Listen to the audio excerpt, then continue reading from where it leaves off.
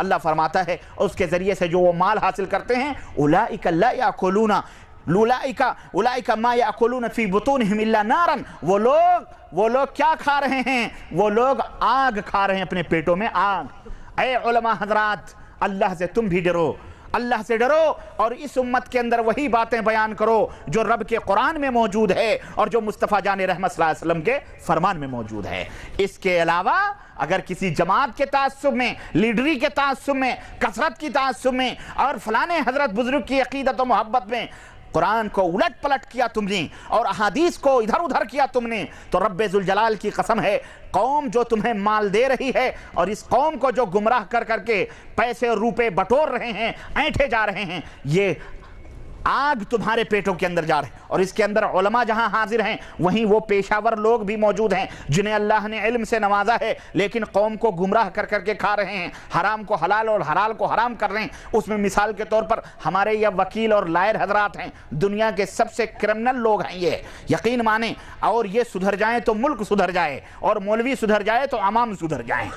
یہ دونوں کرمنل ہیں، اللہ کی قسم، ان دونوں کے اندر یہ فطور موجود ہے۔ یہ وکلا مجرم کو شاہ اور شاہ کو مجرم ثابت کرتے ہیں عدالتوں کے اندر۔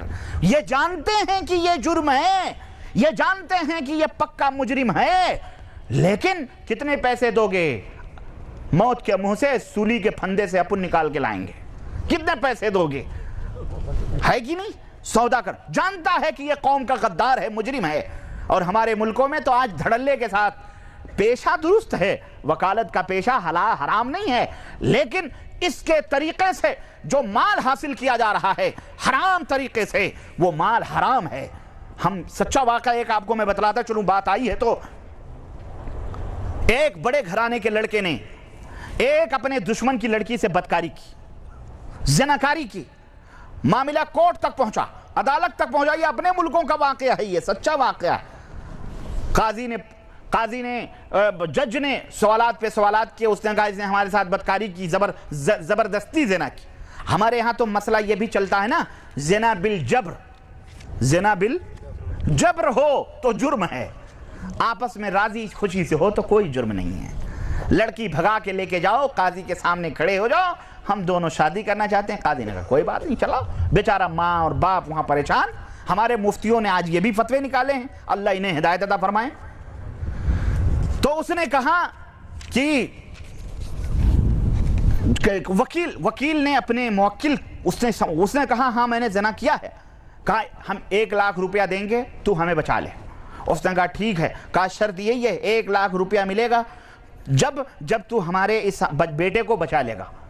کہا ٹھیک ہے، اگر نہیں بچائے گا تو پھر تجھے پیسہ نہیں۔ بولا کوئی بات نہیں، یہ تو دائیں بائیں کا کھیل ہے، 1 لاکھ روپیہ کہاں طے ہے۔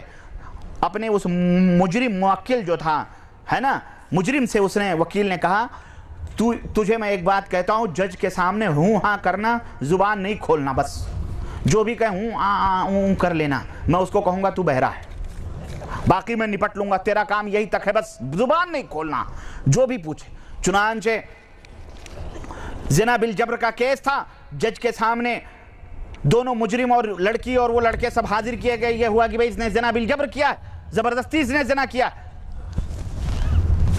جج نے پوچھا اس سے، اون کے کرنے لگا، یہ جو بھی سوالات کیے جواب ہی نہیں دے رہا، اون کر رہا۔ تو وکیل نے کہا کہ یور آنر، ہمارے اس مدعا علیہ کے کان کا پردہ پھٹ گیا ہے، اس لیے کہ جس وقت یہ اس کے بقول زنا ہو رہا تھا اور یہ زبردستی کر رہا تھا، اس وقت یہ لڑکی اتنی زور سے چیخی کہ اس کے کان کا پردہ پھٹ گیا ہے، اس کے کان کا پردہ۔ جب یہ بات وکیل نے کہی تو وہ لڑکی کہنے لگی کہ سر میں تو چیخی نہیں۔ تو وکیل نے کہا کہ سر اس پوائنٹ کو نوٹ کیا جائے، کہ یہ لڑکی چیخی نہیں، پوائنٹ نوٹ کر لی گئی۔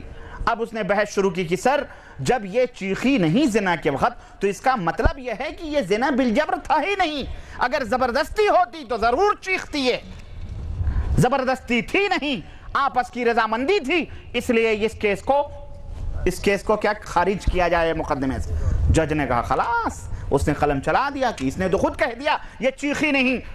جب یہ چیخی نہیں تو پھر یہ زنا بالجبر کہاں ہوا؟ یہ تو راضی اور خوشی سے زنا ہوا، کیونکہ زنا بالجبر میں تو لڑکی چیختی ہے۔ اس طرح سے جناب علی اس وکیل نے، ہاں یہ وکیل کرتے ہیں، اس وکیل نے اپنی 1 لاکھ روپے اس طرح سے اس نے اپنے جیب میں رکھ لی اور مجرم کو بچا لیا، جبکہ اس کو پتا تھا کہ یہ جرم اس نے کیا۔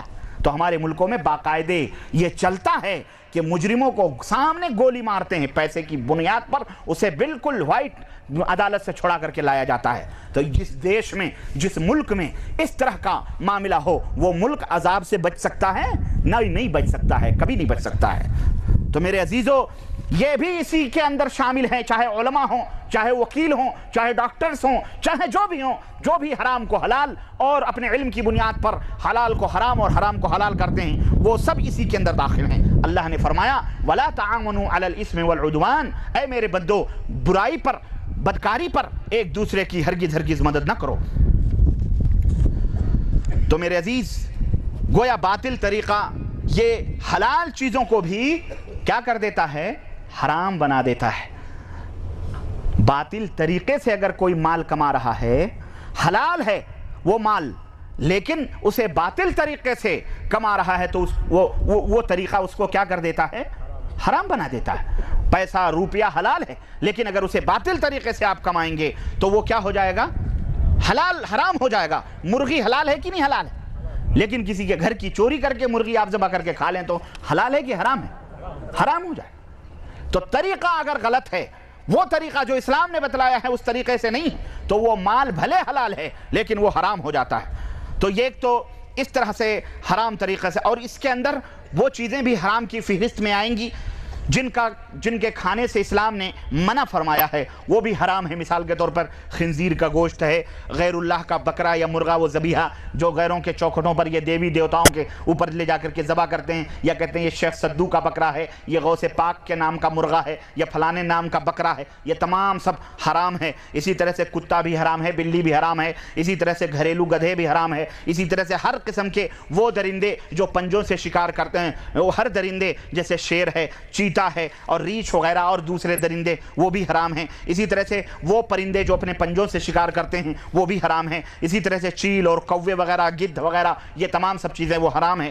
نمبر 3، اسی طرح سے جو چیز حرام ہے اس کی خرید و فروخت بھی حرام ہے۔ جو چیز حرام ہے اس کی خرید و فروخت بھی حرام ہے، یعنی اس کا بزنس کرنا، اس کی تجارت کرنا وہ بھی حرام ہے۔ میں بھی بتاؤں گا اس کی تفصیلات۔ مثال کے طور پر شراب حرام ہے تو اس کی خرید و فروخت کرنا بھی حرام ہے۔ اسی طرح سے مری ہوئی بکری بیچنا اور بچوانا یہ بھی حرام ہے، تو اس کی بھی خرید و فروخت کرنا حرام ہے۔ اسی طرح نمبر 4، سود حرام ہے اور مکمل حرام ہے۔ اسی طرح سڑی گلی چیزیں اسلام نے اس سے بھی کھانے سے ہم کو منع کیا ہے، بدبودار چیز ہے، یہ بھی نہیں کھانا چاہیے۔ اسی طرح سے وہ مال جو نصاب تک پہنچ چکا ہے لیکن اس کے اندر زکوٰۃ نہ نکالا جائے تو وہ مال ناپاک ہو جاتا ہے، وہ اس مال کے اندر حرام چیز شامل ہو جاتی ہے، اس لیے اس مال کا کھانا بھی ایک بندے مومن کے لیے کیا ہے؟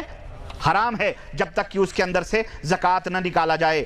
تو میرے عزیزو، یہ ہیں چند اصول اور ضابطے حلال اور حرام کے جو روزی کے حصول کے لیے اسلام نے ہمارے اوپر ضروری قرار دیے ہیں، اور فرمایا ہے، اسلام نے بتلایا ہے کہ ہم ان کا خیال رکھیں۔ لیکن بدقسمتی سے ہمارے اس دور میں آج سب کچھ حرام کو حلال کیا جا رہا ہے اور حلال چیزوں کو حرام سمجھ کر کے اس سے دوری اپنائی جا رہی ہے۔ میرے عزیزو، یہ تمیز اٹھ گئی، لوگ مال اور دولت کے حرص کے اندر وہ اندھے ہو گئے، جائز اور ناجائز ہر طریقے سے انہوں نے مال اکٹھا کرنا شروع کر دیا ہے۔ مکر و فریب، جھوٹ اور بددیانتی، حتیٰ کہ سود جیسی بھیانک چیزیں بھی آج ہمارے معاشرے کے اندر کینسر سے زیادہ بھیانک صورت اختیار کر چکی ہیں اور لوگ کھا رہے ہیں۔ نبی علیہ السلام نے پیشین گوئی فرمائی تھی کہ جب قیامت قریب آئے گی، یاتی علی الناس زمان، لوگوں کے اوپر ایک ایسا زمانہ آئے گا، لا یبالی المرء ما اخذ منہ من الحلال ام من الحرام، وہ آدمی سوچے گا ہی نہیں کہ حلال جمع کر رہا ہے کہ حرام جمع کر رہا ہے،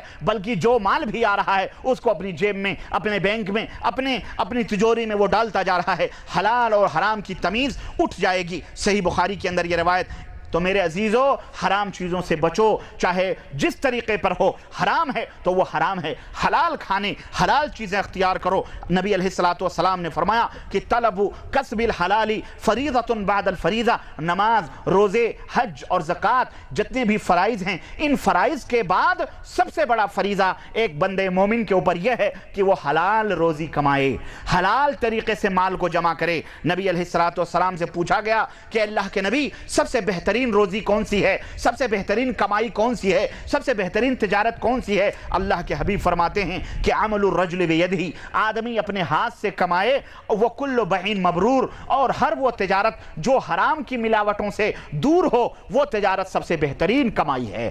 ہر وہ بزنس جس کے اندر حرام کی ملاوٹ نہ ہو وہ بڑی ہی بہترین کمائی ہوتی ہے۔ اور اسی طرح سے اللہ کے نبی نے فرمایا کہ اپنے غذاؤں کو، اپنے کھانوں کو حرام چیزوں سے دور رکھو، اپنی تجارتوں کو اپنی بزنسوں سے کیوں؟ اس لیے کہ اللہ کے حبیب فرماتے ہیں کہ جن کے کھانوں میں حرام کی ملاوٹ ہوتی ہے اللہ ان کی دعائیں قبول نہیں فرماتا ہے۔ اللہ اکبر۔ اللہ کے حبیب فرماتے ہیں آدمی لمبا سفر کرتا ہے، بالکل مجنوں جیسی اس کی حالت ہو جاتی ہے، سفر کی حالت میں اللہ کی طرف ہاتھ اٹھا کر کے اللہ کو آواز دیتا ہے یا رب یا رب۔ اللہ کے نبی فرماتے ہیں لیکن حال کیا ہے؟ مطعمہ حرام، اس کا کھانا حرام کا، وہ شرابہ حرام، اس کا پینا حرام کا، وہ ملبسہ حرام، اس کا کپڑا بھی حرام کا، فأنى يستجاب لذلك، تو پھر اس کی دعا اللہ کیسے قبول فرمائے گا؟ اس لیے لوگوں اپنی عبادتوں اور اپنی دعاؤں کو اگر اللہ کی بارگاہ میں مقبول بنانا چاہتے ہو تو رب ذوالجلال کی قسم ہے اپنے کھانوں کو حلال کرو، حرام سے بچو۔ اللہ کے حبیب فرماتے ہیں کہ جو حرام خور ہوگا وہ جنت کے اندر داخل نہیں ہو سکتا ہے۔ اللہ کے حبیب فرماتے ہیں، دارمی کی روایت، جابر اس کے راوی ہیں، حضرت رسول اللہ صلی اللہ علیہ وسلم، حضرت نبی کریم صلی اللہ علیہ وسلم نے فرمایا کہ لا يدخل الجنت لحم، ایسا گوشت جو نبت من السحت، ایسا گوشت جو حرام کمائیوں سے بنا ہو، ایسا گوشت جو حرام کمائیوں سے بڑھا ہو، ہر گوشت، ہر وہ خون جو حرام کمائیوں سے پلا ہو، اور ہر وہ جسم جو حرام کمائیوں سے بنا ہو، اللہ کانت النار اولا بہ، اللہ کے حبیب فرماتے ہیں جہنم میں وہ سب سے پہلے داخل کیا جائے گا، جہنم میں وہ گوشت اور پوشت کا جسم داخل کیا جائے گا۔ اسی طرح سے اللہ کے حبیب فرماتے ہیں جو حرام خور ہوتا ہے اللہ جہاں اس کی دعائیں قبول نہیں فرماتا ہے اس کے صدقے اور خیرات بھی قبول نہیں فرماتا۔ نماز نہیں پڑھ رہے، روزہ نہیں رکھ رہے، مسجد کے نیچے دکانیں ہیں، اذان ہو رہی، غریب مسکین اٹھ کر کے جا کے نماز پڑھتے ہیں، یہ اپنی دکان نہیں چھوڑ رہا ہے، مال کما رہا ہے، نماز کے وقت میں دکان نہیں بند کر رہا، مال کما رہا ہے، اور جب شام ہوتی ہے 50 روپے نکال کے امام صاحب کے ہاتھ پہ رکھ دیتا ہے، امام صاحب ہماری طرف سے بجلی کا بل باندھ دیجیے گا مسجد کا، وہ سمجھتا ہے خلاص ہماری روزی حلال ہوگی، اور امام بھی ایسا جاہل کہ اس کے مال کو اس کے منہ پہ نہیں مارتا۔ آج کل کے مولوی بھی انہی حرام کاروں کے حاشیہ نشین بنے بیٹھے ہوئے ہیں، حاشیہ نشین بیٹھے ہیں، کاسے گدائے لیکن ان کے محتاج بنے بیٹھے ہیں۔ کیوں؟ یہ حرام خور مال دیتے ہیں تو ان کی تنخواہیں، ان کی روزی روٹی چلتی ہیں، ان کی اولاد ان کے پیسوں سے کماتے اور کھاتے ہیں، یہ نہیں کہ اس کے منہ پہ اس کے مال۔ یہ اسی وجہ سے ان باغوں کے یہ جو پھول کھلے ہوئے ہیں نا ان میں کوئی خوشبو نہیں ہے، پھول کے اندر خوشبو ہوتی ہے، خوشبو۔ ان جو مدارس سے دارالعلوموں سے پٹے باندھ کے نکلتے ہیں یہ بے خوشبو کے کیوں ہوتے ہیں؟ اس لیے کہ یہ حرام اور حلال کی تمیز کیے بغیر دنیا کے اندر اس طرح ان بڑے حرام خوروں کی صحبتوں میں بیٹھتے ہیں۔ اللہ ایسے لوگوں سے محفوظ رکھے اس امت کو۔ تو اللہ کے نبی فرماتے ہیں کہ لا یکسب عبد مال حرام فیتصدق منه فیقبل منه ولا ينفق منه فیبارک له فیہ، جو آدمی حرام ذریعے سے تجارت یا بزنس سے روزیاں کماتا ہے اور اللہ کی راہ میں صدقے اور خیرات کرتا ہے، اللہ کے نبی فرماتے ہیں نہ تو اس کے مال میں برکت ہوتی ہے اور نہ ہی اللہ کے ہاں اس کا صدقہ اور خیرات قبول کیا جاتا ہے۔ اس لیے لوگوں، اور اسی طرح اللہ کے نبی نے فرمایا جس مال کے لینے میں شبہ ہے اس مال سے دور رہو۔ حضرت حسن ابن علی رضی اللہ تعالیٰ عنہما کہتے ہیں کہ مجھے نبی کریم صلی اللہ علیہ وسلم نے ایک بہت عظیم بات سکھلائی اور میں نے اپنے نبی سے وہ بات سیکھی، اور وہ بات کیا تھی کہ دع ما یریبک الی ما لا یریبک، جس میں تمہیں شک ہو اس کو چھوڑ دو اور جس میں تمہیں کوئی شک نہ ہو اس کو لے لو۔ ایک شخص آیا اللہ کے نبی کے پاس، اس نے کہا اللہ کے نبی یہ چیز ہے میری سمجھ میں نہیں آ رہا ہے کہ اس کو میں لے لوں یا نہ لے لوں۔ اللہ کے نبی نے فرمایا کہ استفتی عن نفس، اپنے نفس سے پوچھ، اپنے ضمیر سے پوچھ یہ تیرے لیے حلال ہے کہ حرام۔